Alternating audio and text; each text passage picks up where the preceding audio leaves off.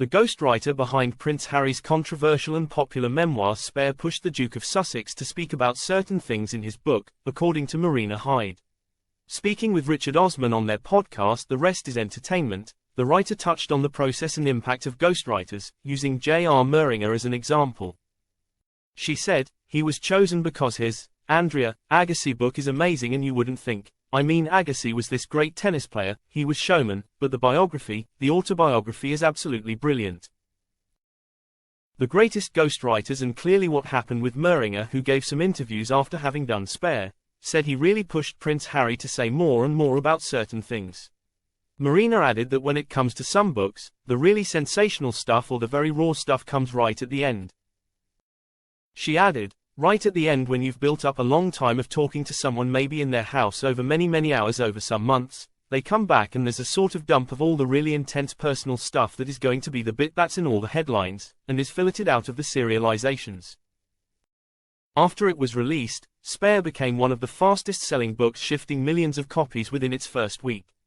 Furthermore, Nielsen book data revealed that soon after publication, it became the fastest-selling non-fiction book in UK history. However, despite the sales and subsequent financial windfall resulting from this, Spare proved a controversial tome due to the claims inside it, made by Prince Harry about senior members of the royal family. In the aftermath, there were rumors that it could be turned into a film, but sources have claimed that Harry has cancelled the film rights to Spare. Following these reports, royal experts have come out and praised Harry for not letting the rights go and for preventing the production of a film that some say could have done more damage to his relationship with his family. Speaking on Kinsey Schofield Unfiltered, Vanity Fair's Katie Nicholl remarked, "It is probably one of the best, most sensible decisions Prince Harry has made, to hold on and retain those movie rights because, had he sold them, and he would probably have got a huge amount of money for doing so, he's lost total control.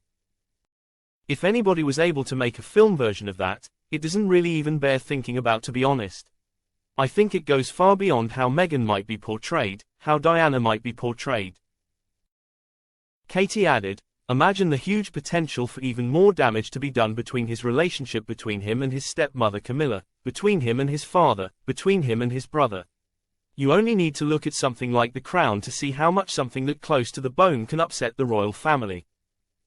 For something to be turned into a movie based on Harry's own words has the potential for a huge amount of controversy, possibly a great deal of litigation."